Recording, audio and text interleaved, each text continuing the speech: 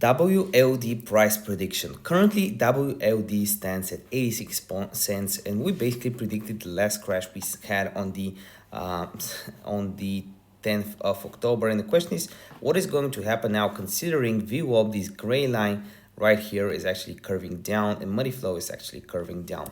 So here are a few possibilities. The first thing we want to do is go ahead and check out what kind of liquidity lies, where do we have good market action. And basically right here we can see that we have primarily selling pressure, around 25% more sellers, around 10% more sellers. So primarily right here we have sellers, we're starting to get buyers right here. So what I want to do is actually draw this box right here, which is not strong enough. We already drew liquidity from it. I missed this.